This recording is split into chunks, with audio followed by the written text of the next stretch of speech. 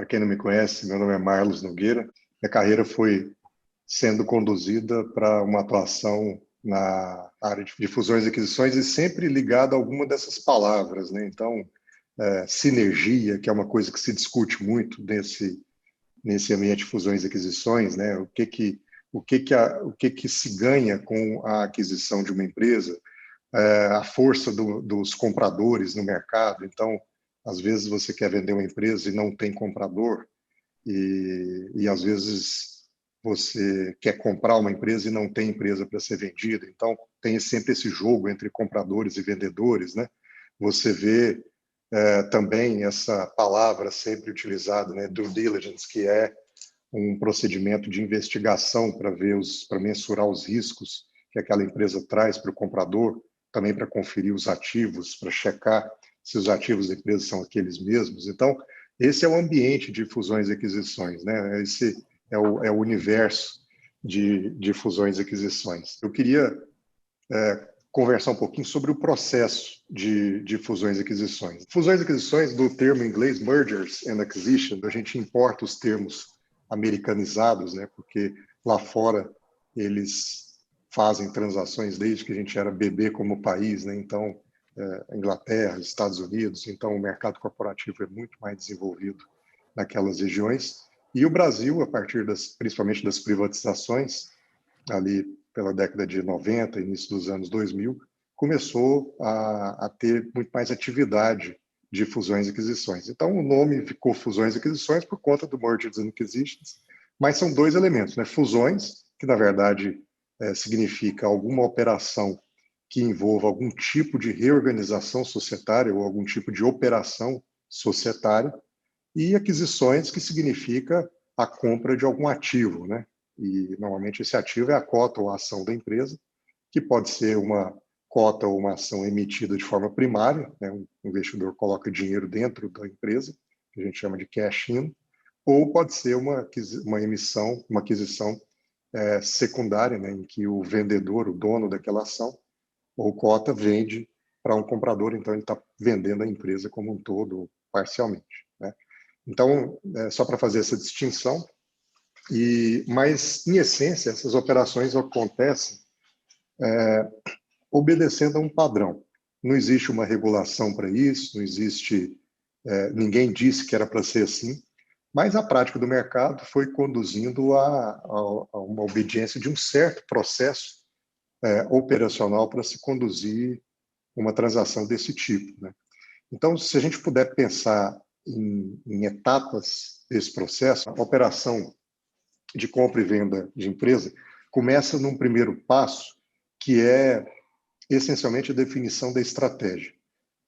Seja pelo lado comprador, seja pelo lado vendedor, quando se pensa em um processo de fusões e aquisições, é preciso pensar qual é a estratégia que está por trás disso. A estratégia pode ser expansão, aquisição de novos mercados, aquisição de um concorrente, a gente vai falar um pouco mais adiante. Do lado do vendedor, pode ser uma empresa familiar que quer resolver sucessão, por exemplo, uma empresa familiar que quer resolver um problema de governança e aí chama um sócio investidor para ingressar, ou uma empresa que quer crescer e precisa de um investimento, né? E aí chama também um sócio investidor para comprar um pedaço da empresa. Então, definir essa estratégia inicial, o que que eu quero com esse processo? Por que que eu quero ir às compras? Ou por que que eu quero ser vendido? Por que que eu quero receber uma proposta? Então, esse é o primeiro degrau dessa escada, é a definição da estratégia para aquele processo. O segundo degrau, que também tem a ver com esse primeiro, é a definição dos critérios dessa aquisição. Eu quero uma empresa de que tamanho? Eu quero uma empresa de qual setor? Eu quero uma aquisição parcial ou uma aquisição total? Pensar a partir da estratégia que foi definida, qual é o critério que eu vou utilizar para poder abordar o mercado se eu for uma empresa compradora ou para poder abordar o mercado se eu estiver sendo vendido, né? Depois que eu defini a estratégia, que eu defini os critérios para abordar o mercado, eu preciso, então, procurar os investidores, se eu for uma empresa vendedora, ou procurar os targets, né, as empresas que são o alvo de aquisição, se eu for empresa compradora. E aí é importante esse momento, porque você não pode vender sua empresa para qualquer um. assim como também você não compra qualquer empresa. Então, tudo tem que ser muito bem pensado, tudo tem que fazer bastante sentido, porque a seleção equivocada do alvo para aquisição ou a seleção equivocada de quem vai fazer a aquisição costuma resultar em processos mal sucedidos, né? Depois que você definiu a estratégia, que você definiu os critérios, que você selecionou o alvo, seja ele de compra ou de venda, você precisa colocar tudo isso dentro de um planejamento, de um plano de ação. Então, tudo isso é endereçado e mapeado e muito bem coordenado, porque você não pode fazer de qualquer jeito. São processos sofisticados, são processos complexos e que precisam ser muito bem estruturados. Quando você faz tudo isso, vem uma quinta etapa, que é a avaliação da empresa. Para que você inicie qualquer negociação, a boa técnica diz, né, e a escola de Harvard também, que você não pode fazer isso sem referências. Você precisa ter referências para negociar. Então, esse é um desafio que muitas vezes a gente enfrenta, que é o de um empresário vendedor, por exemplo, que coloca um preço na cabeça e a empresa vale tanto. E ele quer que você o assessore a vender por aquele tanto. Mas esse valor, que é o valor sentimental da empresa, o valor do coração, o valor que o Fábio Ulloa Coelho chama de valor idiosincrático, pode não ter um fundamento econômico. E aí aquela operação que deveria ser uma operação exitosa, uma operação de sucesso, ela simplesmente não consegue ir adiante porque quem está conduzindo o processo não consegue negociar um preço que não pare de pé, do ponto de vista econômico, do ponto de vista financeiro. Então, é muito importante, logo nessas primeiras etapas, que seja feita um valuation, uma avaliação econômico-financeira da empresa. Existem técnicas para que isso seja feito, e é a partir desse material, a partir dessa avaliação, que se iniciam as negociações. É um preço de partida. Não significa que a empresa vai ser vendida por aquele preço da sua avaliação, nem por mais, nem por menos. Aquilo é apenas uma referência e, a partir daí, as questões são negociais e essa negociação é o sexto degrau dessa escada, né? Então, depois que você fez a avaliação e aprovou com os vendedores, se você estiver assessorando os vendedores, aquele preço para o qual você vai trabalhar a venda, então você entra nos processos de identificação dessas empresas potenciais compradoras, se você estiver na posição de venda, e a negociação dos termos dessa transação. Uma vez que você encontra uma proposta, supondo que você esteja na posição vendedora, você negocia o que a gente chama de oferta não vinculante, em que o comprador diz que paga aquele seu preço, naquelas condições que você quer, dependendo de confirmar se a empresa é aquilo tudo mesmo, se ela não tem riscos que possam fazer com que o negócio não seja sustentável do ponto de vista econômico, financeiro ou mesmo jurídico. Então, o comprador coloca na mesma proposta que a gente chama de não vinculante. Normalmente, essa é a etapa. E essa proposta não vinculante, ela vai dizer as premissas básicas do negócio, mas vai endereçar a sétima etapa do processo, que é o que a gente chama de due diligence, que eu comentei no início. Então, o comprador, uma vez acordando com o vendedor por quanto ele topa olhar o negócio, ele coloca em campo times de auditoria contábil, fiscal e também auditoria jurídica. Então, normalmente, uma empresa de primeira linha, Price, KPMG, Deloitte, Ernst Young, ou outras auditorias, e um escritório também de advocacia para poder fazer toda a avaliação dos ativos e dos riscos daquele negócio. Depois que você cumpriu essa etapa de diligência, você entra num oitavo degrau dessa negociação, que é a fase de contrato. O contrato que vai refletir toda aquela negociação anterior em termos de preço, de estrutura da transação, de riscos e de garantias que vão ser endereçadas pelos vendedores, também pela compradora. E tudo isso vai ser refletido no contrato. Ele envolve todas as áreas, ele cobre todas as áreas do direito. Uma nona etapa seria se o comprador, agora falando da perspectiva do comprador, como é que ele paga aquele negócio. Então, muitas vezes, essas aquisições podem estar estruturadas com empréstimos, com financiamentos. Então, toda essa estrutura para pagamento é uma etapa que também vem para a mesa nesse momento, né?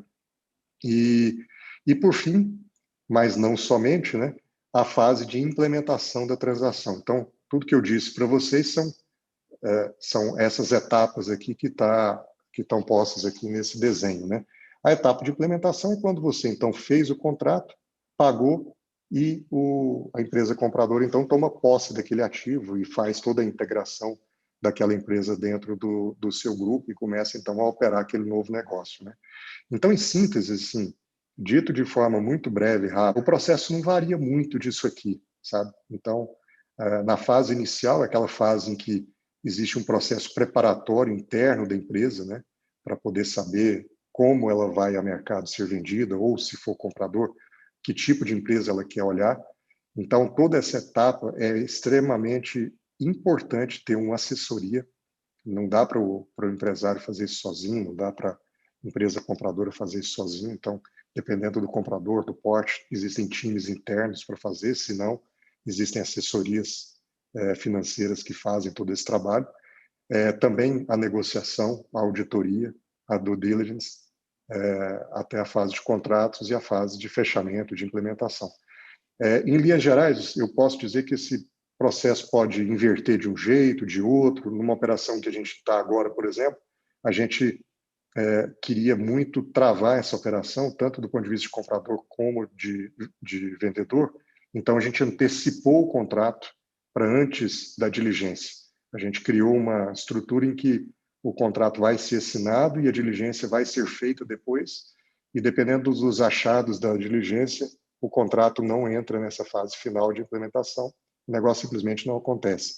Por quê? Porque a gente queria vincular as partes de forma mais decisiva da negociação, e foi essa a negociação possível nesse instante, né? Então, imagina o seguinte, este meio aqui desse alvo é o negócio em si, é a empresa. Então, vamos imaginar a empresa que vai ser vendida, né? Então, existe todo esse universo que orbita essa empresa. Começando de dentro para fora, a partir da empresa, nós temos que pensar toda a estrutura que orbita essa empresa, estrutura societária, estrutura operacional. Como é que essa empresa poderia ser vendida? Será que ela está pronta para vender? Será que ela precisa fazer uma auditoria preliminar, prévia?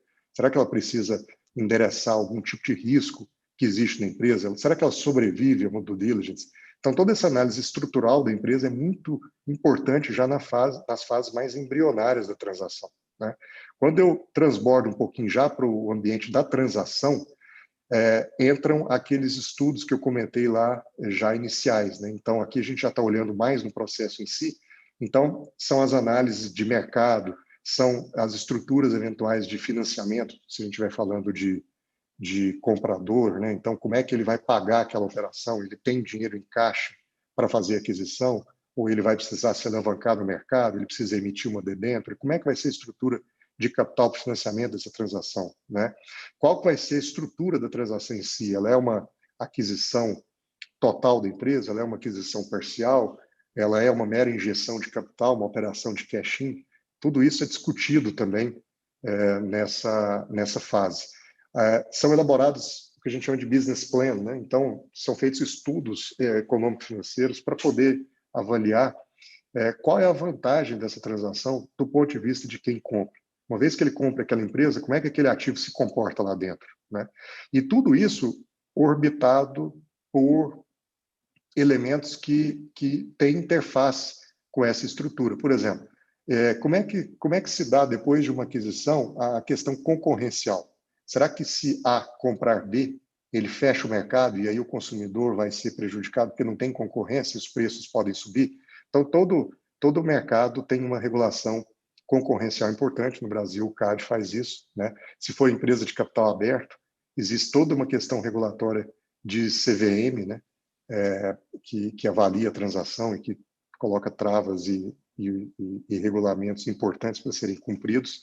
Toda a questão legal, se existe ou não propostas competidoras no mercado, né? Então, às vezes, um comprador está buscando adquirir uma empresa, mas existe um outro comprador também interessado. Então, muitas vezes a gente negocia com propostas concorrentes, né? Vira quase um leilão, mas um leilão controlado daquela operação. Qual é a estrutura tributária?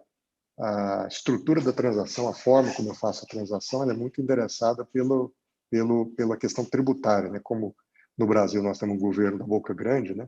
Então, As estruturas tributárias vão dizer muito sobre a forma como eu modulo a transação.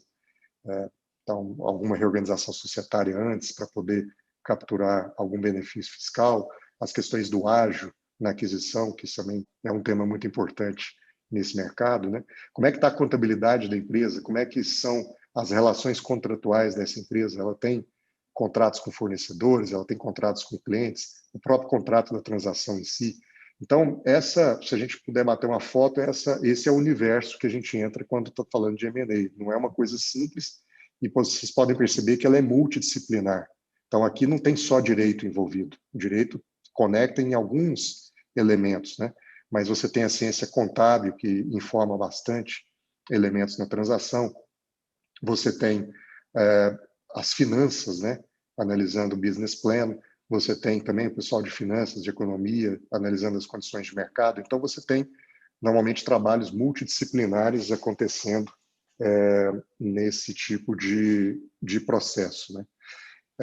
E aí vocês podem perguntar, mas por que uma empresa decide comprar outra? Então, é bom falar também um pouquinho dos motivadores, né, dessas aquisições. Existem vários motivadores e alguns são clássicos, né, mas se a gente puder separar alguns, existem alguns motivadores que são operacionais.